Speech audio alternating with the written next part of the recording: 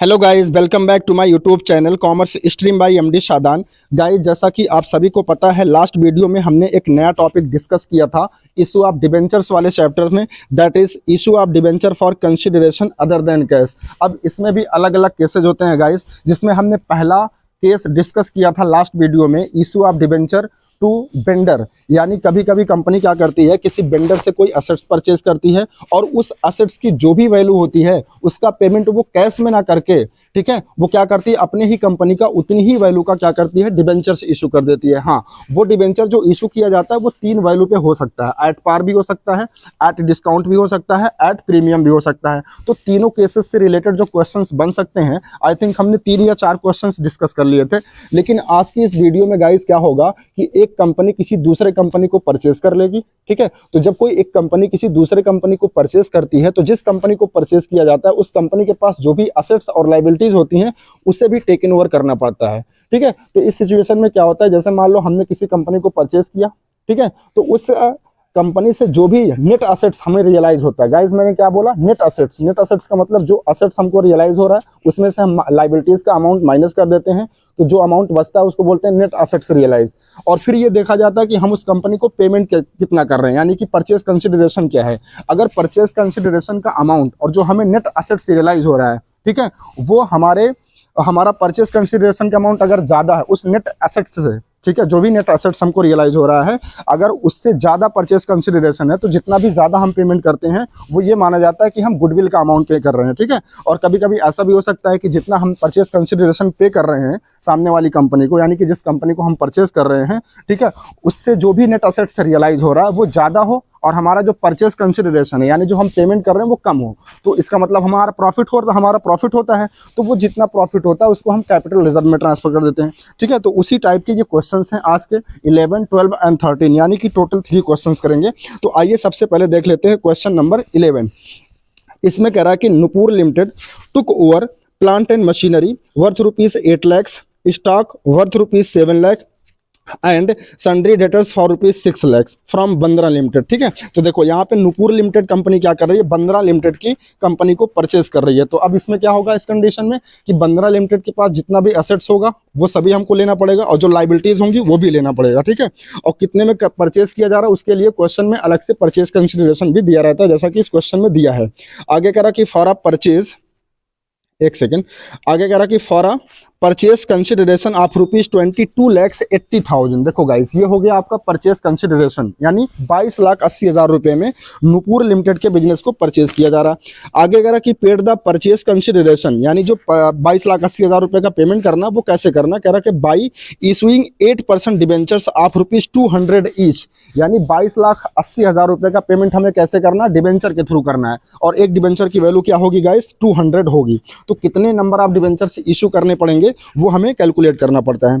आगे कह रहा कि pass entries in the books of Nupur limited when. अब देखो अलग अलग केसेस दिया हुआ है, मैंने कहा था ना कि जब डिबेंचर्स कंपनी इशू करती है, issue of debenture for consideration other than cash के केस में, तो उसमें 3 वैल्यू पर डिबेंचर्स को इशू किया जा सकता है, या तो एट पार, या तो एट प्रीमियम, या तो एट डिस्काउंट। तो देखो यहाँ पे 2 कंडीशन दी है। पहली कंडीशन में कह रहा है कि debentures were issued at 5% discount, sorry, ठीक है, यानी कंपनी 22,80,000 रुपए का पेमेंट तो करेगी लेकिन 5% डिस्काउंट पर करेगी, ठीक है। और सेकंड कंडीशन में कह रहा है कि debentures were issued at 20% premium, यानी कंपनी ये जो 22,80,000 का पेमेंट करेगी इसको 20% प्रीमियम पे करेगी, ठीक है। तो इस तरह के क्वेश्चंस को कैसे सॉल्व करेंगे, आइए देखते हैं इसका सोल्यूशन। बहुत ही ईजी है गाइस और बहुत ही इंपॉर्टेंट टॉपिक है बोर्ड एग्जाम के लिए, तो आप इस टॉपिक को बिल्कुल भी इग्नोर नहीं कर सकते, ठीक है। तो आइए इसका हम सोल्यूशन देखते हैं। सबसे पहले आप हेडिंग में डाल देंगे general entry in the books of Nupur limited, यानी जो परचेजिंग कंपनी होती है उसकी बुक्स में एंट्री करना होता है।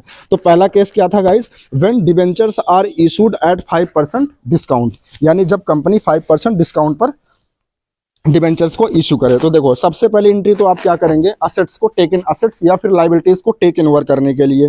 तो इस सिचुएशन में क्या होता है, जितने भी असेट्स हम टेकन ओवर करते हैं, यानी किसी भी बिजनेस को जब हम परचेज करते हैं तो जिस बिजनेस को हम परचेज करते हैं उस बिजनेस से जितना भी असेट्स हमको रियलाइज होता है उन सबको हम डेबिट कर लेते हैं। तो देखो क्या क्या मिला था, एक तो प्लांट एंड मशीनरी था 8 लाख का, उसको डेबिट कर लेंगे। स्टॉक था 7 लाख का, वो डेबिट कर लेंगे। सन्ड्री डेटर्स था, वो डेबिट कर लेंगे। इसके बाद एक लाइन का जो स्पेस है उसको छोड़ करके रखेंगे, ठीक है, क्योंकि बैलेंसिंग फिगर भी अभी देखो डेबिट में कुछ आएगा जो कि गुडविल होगा। तो ये चीजें आपको समझ में आ गई गाइस। आपको सबसे पहले क्या करना, जितनी भी असेट्स हैं उसको डेबिट कर लेना है, ठीक है। तो यहाँ पे हम इस कंपनी से यानी कि बंद्रा लिमिटेड की कंपनी से 3 असेट्स हमको मिल रहा था। कौन कौन सा? Plant and machinery, stock, sundry debtor, तीनों को डेबिट कर लिया। इसके बाद लाइबिलिटीज कोई नहीं थी, बंद्रा लिमिटेड कंपनी के पास कोई भी लाइबिलिटीज नहीं थी। तो जबरदस्ती हम क्रेडिट में कोई लाइबिलिटी नहीं दिखाएंगे, बस क्या दिखा देंगे, टू वेंडर करके, ठीक है। वेंडर का मतलब जिसका बिजनेस हम परचेज कर रहे हैं। तो किसका परचेज कर रहे हैं? वंदना का। तो टू वंदना लिमिटेड, क्योंकि इनको पेमेंट करना है, ये हमारी लाइबिलिटी है। और लाइबिलिटी का बढ़ना क्या होता है? हमेशा क्रेडिट होता है, ठीक है। तो वंदना को हम क्या कर देंगे? क्रेडिट कर देंगे, ठीक है। और इसमें अमाउंट हमेशा हम क्या दिखाते हैं? वेंडर के सामने हम दिखाते हैं परचेज कंसिडरेशन यानी कि पीसी, और वो कितना था? 22,80,000। अब देखो क्रेडिट में 22,80,000 हो गया, और अगर हम ये डेबिट वाला जोड़ें, ठीक है, 8 लाख, 7 लाख और 6 लाख, तो 8 7 15 और 6 21 लाख, जबकि हम पेमेंट कितना कर रहे हैं? 22,80,000 का। तो 1 लाख का बैलेंसिंग फिगर आ जाएगा कहाँ पे? डेबिट में। तो वो किस में ट्रांसफर कर देंगे? गुडविल में, ठीक है। इसका मतलब क्या हुआ ये समझो। देखो हमको जो असेट्स रियलाइज हो रहा है वंदना लिमिटेड कंपनी से, वो कितने का असेट्स रियलाइज हो रहा है? 8 7 15 और 6 21 लाख का। लेकिन हम पेमेंट कितना कर रहे हैं? 22,80,000। इसका मतलब हम 1,80,000 रुपये का ज्यादा पेमेंट कर रहे हैं। तो 1,80,000 रुपये का जो एक्स्ट्रा पेमेंट हम कर रहे हैं, ये माना जाता है कि हमने उस बिजनेस की गुडविल का पेमेंट किया। भाई जिस बिजनेस को हम परचेज करते हैं उसकी अपनी गुडविल भी तो रही होगी, ठीक है। तो उसका पेमेंट हम कर रहे हैं, ये 1,80,000 रुपया। तो आई होप आपको पहली एंट्री क्लियर हो गई होगी, ठीक है। आइए इसके बाद हम सेकंड एंट्री करते हैं। अब सेकंड एंट्री में देखो क्या करना है? पेमेंट करना है, ठीक है। और अलग अलग केसेस में, पहला केस क्या था कि जब हम डिवेंचर्स को डिस्काउंट पे इशू करें, तो डिस्काउंट वाली एंट्री करेंगे। तो सबसे पहले हम बंदना लिमिटेड को डेबिट कर देंगे, वेंडर को डेबिट कर देंगे, क्योंकि अब इनका पेमेंट होना है तो लाइबिलिटी कम हो जाएगी, ठीक है। कितने से डेबिट करेंगे? जितना हमारा जो हमको नेट असेट्स रियलाइज हुआ है, ठीक है। तो कितना हुआ था? 22,80,000। इसके बाद एंट्री में हम discount on issue of debentures account को भी डेबिट करते हैं। आपको पता है डिस्काउंट हमेशा क्या होता है? डेबिट होता है, ठीक है। इसके बाद क्रेडिट में हम क्या लिख देंगे? टू 8% डिवेंचर्स अकाउंट, ठीक है। अब इसके बाद अब ये जो 12,000 रुपया यहाँ आपको दिख रहा है, इसके लिए हमें निकालना पड़ता है नंबर ऑफ डिवेंचर्स, ठीक है। देखो हम दिखा दे रहे हैं नीचे, हमने नंबर ऑफ डिवेंचर्स, यानी अगर 22,80,000 रुपए का पेमेंट करना है गाइस, तो कितने नंबर ऑफ डिवेंचर्स इशू किए जाएं, जिसमें कि एक डिवेंचर की वैल्यू 200 रुपये होगी, वो भी 5% डिस्काउंट पे। तो कितने नंबर ऑफ डिवेंचर्स हमें इशू करने पड़ेंगे? उसके लिए हमें निकालना पड़ता है नंबर ऑफ डिवेंचर्स इशूड। तो देखो इसका फार्मूला होता है अमाउंट ड्यू टू वेंडर, यानी वेंडर को कितना पैसा देना है? 22,80,000 upon issue price of one debenture, यानी एक डिवेंचर कितने का होगा। वैसे नॉर्मली एक डिवेंचर का जो फेस वैल्यू क्वेश्चन में दिया था वो कितना दिया था? 200, ठीक है, 200 दिया था। दिखा देते हैं एक बार आपको हम क्वेश्चन में। देखो एक डिवेंचर की जो फेस वैल्यू कितना होनी चाहिए? 200, लेकिन इसका पेमेंट करना है पहले केसेस में 5% डिस्काउंट पर। तो 200 का 5% कितना होता है गाइस? 10 रुपीज होता है। तो 10 हम अगर माइनस कर देंगे, 200 में से अगर 10 माइनस कर देंगे, इसका मतलब एक डिवेंचर कितने का इशू होना है? 190 का, यानी कि 190 रुपए का। तो इसीलिए देखो यहाँ पे लिखा हुआ 190। अब 22,80,000 को 190 से आप डिवाइड करेंगे तो आ जाएगा कितना? 12,000 डिवेंचर्स। इसका मतलब अगर 22,80,000 का, और वो भी 5% डिस्काउंट पे पेमेंट करना है, और 200 रुपए का एक डिवेंचर होना है, तो इसका मतलब कंपनी को कितने डिवेंचर्स इशू करने पड़ेंगे? 12,000 डिवेंचर्स इशू करने पड़ेंगे, ठीक है। आइए अब जर्नल एंट्री में इसको दिखा देते हैं। देखो सबसे पहले आप डिवेंचर के सामने क्या दिखाएंगे? नंबर ऑफ डिवेंचर्स इशूड, यानी कितने डिवेंचर्स इशूड करने हैं, तो हमने कैलकुलेट कर लिया 12,000। और डिवेंचर के सामने हमेशा फेस वैल्यू आता है, डजंट मैटर कि आप डिस्काउंट पे इशू कर रहे हैं। आप ये कसम खा लीजिए कि डिवेंचर के सामने हमेशा क्या आएगा? Face value. तो एक डिवेंचर का फेस वैल्यू कितना था? 200। तो 12,000 इंटू 200 कर देंगे तो ये हो जाएगा 24 लैक्स, ठीक है। और डिस्काउंट में चला जाएगा कितना? डिस्काउंट कितना था भाई? 200 का 5% कितना होता है? 10 होता है। तो यहाँ पे आ जाएगा डिस्काउंट में 12,000 इंटू 200, तो 12 दूना कितना हो जाएगा? सॉरी 200 कह रहा हूँ, सॉरी 12,000 इंटू 5% 10 होगा ना। तो 12,000 इंटू 10 कर लेंगे तो ये आ जाएगा 1,20,000, जो कि चला जाएगा कहाँ पे? डिस्काउंट में। अब देखो 24 लाख रुपया आ गया डिवेंचर के सामने, इसमें से 1,20,000 का डिस्काउंट हो जाएगा। तो इसको जब माइनस करेंगे तो अल्टीमेटली वही अमाउंट आ जाएगा जितना जो हमें नेट असेट्स रियलाइज हुआ था, यानी कि 22,80,000 रुपया, ठीक है। समझ में आ गया गाइस? ठीक है, अगर समझ में आ गया हो तो प्लीज वीडियो को लाइक करना, ठीक है। तो आई होप समझ में आ गया होगा। आइए इसके बाद हम सेकंड कंडीशन देखते हैं। अच्छा एक सेकंड और, ये जो 1,20,000 रुपए का डिस्काउंट है ना गाइस, इसको राइट ऑफ भी करना पड़ता है, ठीक है। क्वेश्चन में बोला नहीं है, लेकिन हमेशा ये जानने वाली बात है, इसको आप क्या करेंगे, हमेशा राइट ऑफ करेंगे। कैसे किया जाता है, सबसे पहले ये देखा जाता है कि कंपनी के पास सिक्योरिटी प्रीमियम में कोई अमाउंट है, अगर है तो सबसे पहले हम सिक्योरिटी प्रीमियम का इस्तेमाल करते हैं, अगर नहीं होता है तो उसके बाद हम क्या करते हैं, स्टेटमेंट ऑफ पीएल यानी प्रॉफिट एंड लॉस अकाउंट कह लो, या फिर statement of profit and loss account से हम उसको एडजस्ट कर लेते हैं, यानी कि राइट ऑफ कर लेते हैं। तो क्योंकि यहाँ पे सिक्योरिटी प्रीमियम का अमाउंट नहीं था, तो हम इसको कहाँ से राइट ऑफ करेंगे, statement of profit and loss account से, ठीक है। तो एंट्री करेंगे statement of profit and loss account, और देखो यहाँ डिस्काउंट डेबिट था, क्योंकि अब इसको राइट ऑफ करना है तो इसको क्रेडिट कर देंगे to discount on issue of debentures account. कितना, 1,20,000 एंड 1,20,000 नरेशन हो जाएगा being discount written off. Okay. अच्छा, कुछ बच्चों के दिमाग में अब ये आ सकता है कि सर इस क्वेश्चन में प्रीमियम भी तो था, तो प्रीमियम से क्यों नहीं राइट ऑफ किया गया। तो नहीं किया जाएगा गाइस, क्यों, क्योंकि हम अभी पहला केस कर रहे हैं और पहले केस में प्रीमियम नहीं है, पहले केस में तो डिस्काउंट है, ठीक है। तो इसलिए हम प्रीमियम का इस्तेमाल नहीं कर सकते। आई होप आपको समझ में आ गया होगा, ठीक है। अब आइए सेकंड केस देखते हैं। सेकंड केस में कह रहा था कि when debentures are issued 20% premium, यानी अगर 22,80,000 रुपए का पेमेंट करना है और 20% प्रीमियम पे, तो कितने नंबर ऑफ डिबेंचर्स इशू करने पड़ेंगे।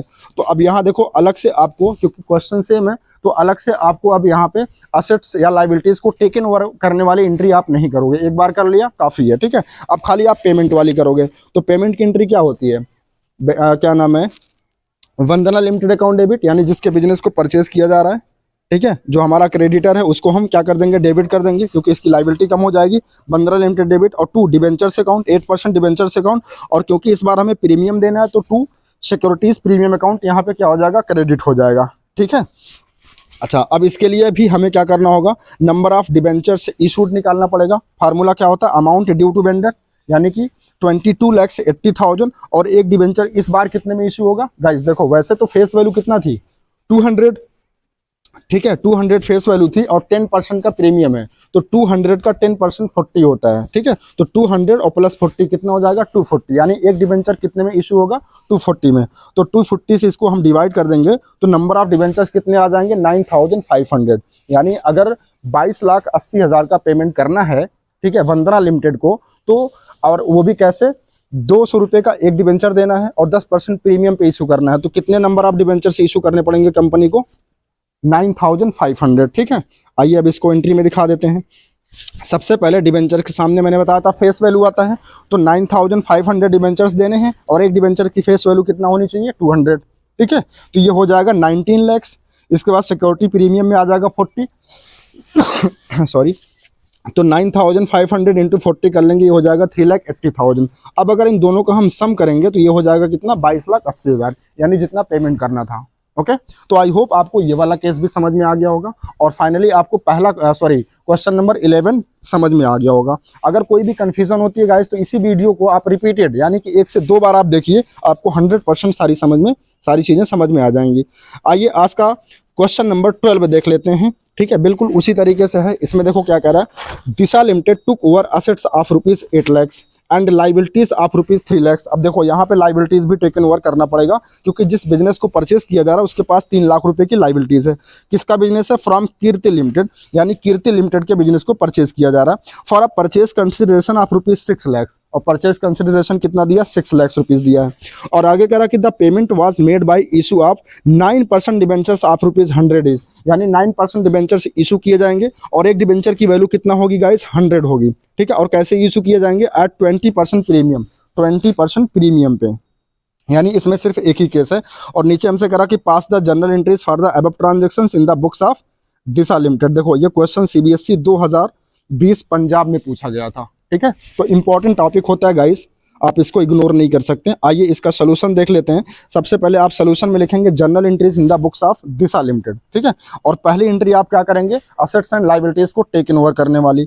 तो क्वेश्चन में दिया था सन्ड्री असेट्स कितने का, 8 लाख रुपए का, इसको डेबिट कर लेंगे, एक लाइन छोड़ देंगे अभी। और इस बार क्वेश्चन में लाइबिलिटीज भी दिया था, और लाइबिलिटीज हमेशा क्या होती है, क्रेडिट।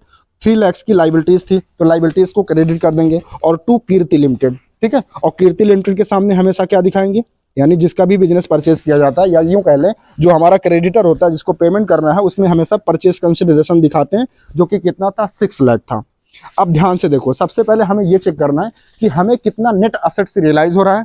और हम कितना परचेज कंसिडरेशन दे रहे हैं, दोनों में कैसे वेरिएशन आ रहा है, ज्यादा पेमेंट कर रहे हैं या कम पेमेंट कर रहे हैं। तो देखो ध्यान से देखो, 8 लाख रुपए का असेट्स हमको मिला, जिसमें से हमको 3 लाख की लाइबिलिटी भी मिली। तो 8 लाख में से अगर 3 लाख रुपया माइनस कर दें तो हमें नेट असेट्स कितना रियलाइज हो रहा है भाई, 5 लाख का। भाई 8 में से 3 लाख माइनस कर देंगे तो 5 लाख ही रियलाइज हो रहा है, लेकिन हम पेमेंट कितना कर रहे हैं, 6 लाख। मतलब मिल हमको 5 लाख रहा है, पेमेंट हम 6 लाख का कर रहे हैं, 1 लाख एक्स्ट्रा कर रहे हैं। तो जो 1 लाख रुपया एक्स्ट्रा कर रहे हैं वो किस चीज का कर रहे हैं गाइस, वो गुडविल का कर रहे हैं। तो उसको हम कहाँ ट्रांसफर कर देंगे, गुडविल अकाउंट में। यहाँ देखो लिखा ना बैलेंसिंग, कितना, 1 लाख रुपया।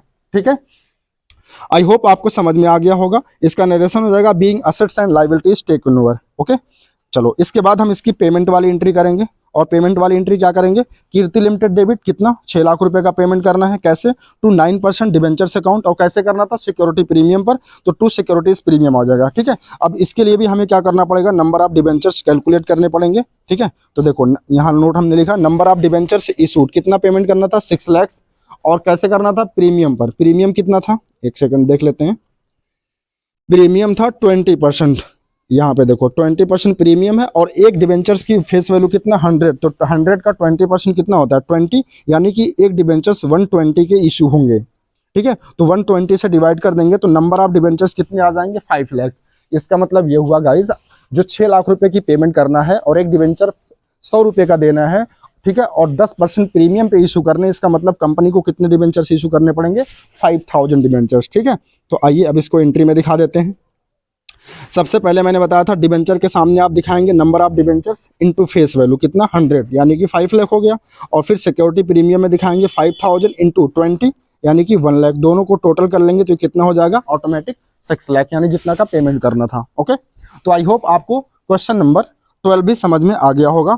आइए आज का लास्ट क्वेश्चन सॉरी डिस्कस करते हैं, दैट इज क्वेश्चन नंबर 13।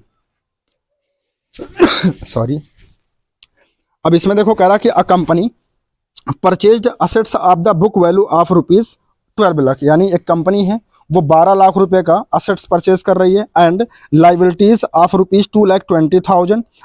ठीक है, ऑफ अनदर कंपनी, दूसरे कंपनी से। ठीक है, 2,20,000 की लाइबिलिटी भी मिल रही है for a purchase consideration of ₹9,40,000। यानी जो परचेज कंसिडरेशन है, जो पेमेंट करना है कंपनी को, वो कितना करना, 9,40,000 का। आगे कह रहा कि the purchase consideration was discharge by the issue of debentures of ₹500 each. देखो 500 रुपये का एक डिबेंचर दिया जाएगा, वो भी कैसे, एट अ डिस्काउंट ऑफ 6%। तो 500 का 6% कितना होता है, 30। तो 500 में से 30 अगर माइनस कर देंगे तो बचेगा कितना, 470। ठीक है, यानी एक डिबेंचर कितने का इशू होगा, 470 का। ओके, यहाँ तक क्लियर है। आगे कह रहा कि पास journal entries in the books of purchasing company, यानी हमको जर्नल एंट्री करना है परचेजिंग कंपनी की बुक में। Company rights of all capital losses in the first year itself. नहीं भी बोलता तब भी हम क्या करते हैं, राइट ऑफ कर ही लेते हैं। ओके, तो आइए इसका सोल्यूशन देखते हैं। सबसे पहले आप हेडिंग डालेंगे सोल्यूशन में, journal entry in the books of A company, क्योंकि परचेजिंग कंपनी का नाम क्या है, ए कंपनी। अब देखो सबसे पहले एंट्री करेंगे असेट्स एंड लायबिलिटीज को टेक इन ओवर करने की। तो एंट्री क्या हो जाएगी, sundry assets account debit 12 lakh. Sir ये 12 लाख कैसे आया, दिखा देता हूँ।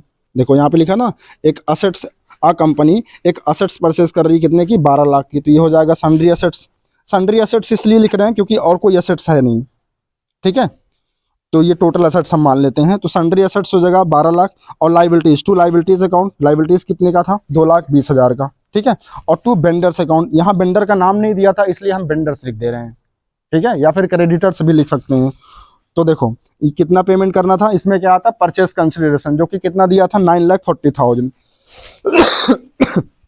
ठीक है, अब इस बात ध्यान से देखो, हमने जो असेट्स टेकन ओवर किया है, ठीक है, या फिर परचेज किया, वो 12 लाख का है। लेकिन लाइबिलिटीज जो हमको मिली है वो कितने की है, 2,20,000 का। और पेमेंट कितना कर रहे हैं, 9,40,000 का। तो सबसे पहले अगर हम देखें कि हमें नेट असेट्स कितने का रियलाइज हो रहा है, तो 12 लाख का असेट्स हमको रियलाइज हुआ और 2,20,000 की लाइबिलिटी है। तो 2,20,000 की जो लाइबिलिटी है, अगर हम इसको माइनस कर दें भाई, 12 लाख में से अगर 2,20,000 रुपया हम क्या करें, 2,20,000 रुपया हम अगर माइनस कर दें तो कितना बचेगा, 9,80,000, है ना, 9,80,000, 9.8 लाख, यानी 9,80,000 रुपया। इसका मतलब हमको नेट असेट से रियलाइज हो रहा है। फिर से समझो, 12 लाख रुपया का असेट्स हमको मिल रहा है, जिसमें से 2,20,000 की लाइबिलिटी भी मिल रही है। तो इसको माइनस कर देंगे तो नेट असेट्स जो हमको रियलाइज हो रहा है गाइज वो कितने का हो जाएगा, 9,80,000 का। लेकिन हम पेमेंट कितना कर रहे हैं, 9,40,000 का, यानी 40,000 का कम पेमेंट करना पड़ रहा है। तो 40,000 का अगर कम पेमेंट करना पड़ रहा है, इसका मतलब वो मेरा प्रॉफिट है, और ये प्रॉफिट किस नेचर का होता है, कैपिटल नेचर का। तो इस प्रॉफिट को हम कहाँ ट्रांसफर कर देंगे, कैपिटल रिजर्व अकाउंट में। देखो यहाँ बैलेंसिंग इस बार कहाँ आ गया, क्रेडिट साइड। तो अगर क्रेडिट साइड में बैलेंस आता है तो उसको हम कहाँ ट्रांसफर करते हैं, कैपिटल रिजर्व अकाउंट में। कितना, 40,000। ठीक है गाइस, तो आई होप आपको ये एंट्री आपको समझ में आ गई होगी। आइए इसका पेमेंट कर देते हैं। डिस्काउंट पे पेमेंट करना था, तो पेमेंट करने वाली एंट्री क्या हो जाएगी, वेंडर्स अकाउंट डेबिट कितना, 9,40,000, discount on issue of debentures account debit to debentures account. ठीक है, अब इसके लिए भी हमें क्या करना पड़ेगा, नंबर ऑफ डिबेंचर्स निकालने पड़ेंगे। अच्छा यहाँ पे निकाला नहीं है, चलो ठीक है मैं निकाल के दिखा देता हूँ। देखो कितना पेमेंट करना है, 9,40,000। अमाउंट ड्यू टू वेंडर हो गया 9,40,000। और एक डिबेंचर कितने का देना है, एक डिबेंचर की जो फेस वैल्यू होगी वो कितनी होगी, क्वेश्चन में कितना दिया था, 500, फेस वैल्यू 500। ठीक है, तो अगर इसको 6% डिस्काउंट पे इशू करना है तो 500 का 6% होता है कितना, 6×5 = 30, 30 रुपीज़। तो 30 माइनस कर देंगे, इसका मतलब ये हुआ कि 470 में इशू करना है ना, एक डिबेंचर 470 में इशू करना है। एक सेकंड, तो देखो यहाँ पे निकाल दे रहा हूँ। पेमेंट करना है हमको 9,40,000 का, ठीक है, और एक डिबेंचर हमको इशू करना है कितने में, 570 में। तो अगर आप इसको डिवाइड करोगे तो आ जाएगा आपका 200 डिबेंचर्स। कितना आ जाएगा, 200 डिबेंचर्स। इसका मतलब कंपनी को कितने डिबेंचर्स इशू करने पड़ेंगे, 200 डिबेंचर्स इशू करने पड़ेंगे। ठीक है, तो देखो यहाँ पे लिखा हुआ है वेंडर्स अकाउंट डेबिट कितना, 9,40,000, और सबसे पहले डिबेंचर के सामने 200 डिबेंचर्स इशू करने हैं, और एक डिबेंचर्स का फेस वैल्यू कितना होगा, 500। तो 500 से मल्टीप्लाई कर देंगे तो 10 लाख आ जाएगा। और डिस्काउंट में कितना आ जाएगा, देखो 200 डिबेंचर्स इशू करने थे, और एक डिबेंचर की जो डिस्काउंट आया था 5%, 500 का 5% कितना होता है, 30। तो 30 से मल्टीप्लाई कर लेंगे तो ये आ जाएगा 60,000। ठीक है, तो 10 लाख में से 60,000 माइनस हो जाएगा, तो वेंडर के सामने ऑटोमेटिक कितना आ जाएगा, 9,40,000। ठीक है, देखो इस तरह के क्वेश्चंस में या इस तरह के क्वेश्चंस में आपको क्या करना है, दो चीजें याद रख लेना है। वेंडर के सामने या जिस कंपनी को हम परचेज कर रहे हैं, ठीक है, उस कंपनी का नाम दिया होगा, और नहीं दिया होगा तो वेंडर लिख सकते हैं। उसमें हमेशा हम परचेज कंसिडरेशन को ही दिखाते हैं हर क्वेश्चन में। आप देख लेना पीछे वीडियो को रिवाइज करके, आप देख लेना हमने क्या किया होगा, हमेशा वेंडर के सामने वही अमाउंट लिखा होगा जो क्वेश्चन में परचेज कंसिडरेशन दिया था। और डिबेंचर के सामने हमेशा फेस वैल्यू आता है, याद रखना। जितने भी नंबर ऑफ डिबेंचर्स इशू किए जाने हैं उसको हम मल्टीप्लाई करते हैं किससे, फेस वैल्यू से। ठीक है, ये चीज हमेशा आप याद रखना, ये चीज आप गलत नहीं करोगे। वेंडर के सामने या जिस कंपनी को परचेज किया जा रहा है उसके सामने हमेशा क्या आएगा, पीसी यानी कि परचेज कंसिडरेशन, और डिबेंचर के सामने हमेशा फेस वैल्यू आएगा। अगर इतनी चीजें आपको याद है तो कभी इस टाइप का क्वेश्चन आपका रॉन्ग हो ही नहीं सकता। ओके, तो I hope guys question number 13 भी आपको समझ में आ गया होगा। तो आज के लिए गाइस बस इतना ही। और गाइस एक चीज मैं फिर से आज कहूंगा, पिछली जो लास्ट वीडियो थी उसमें भी मैंने बताया था कि सीबीएसई इस बार जो क्वेश्चंस दे रहा है वो कंसेप्चुअल बेस्ड यानी कि एप्लीकेशंस बेस्ड क्वेश्चंस दे रहे हैं। तो आप वन शॉट वीडियो देख करके अगर काम चला रहे हैं तो उसको बिल्कुल छोड़ दीजिए।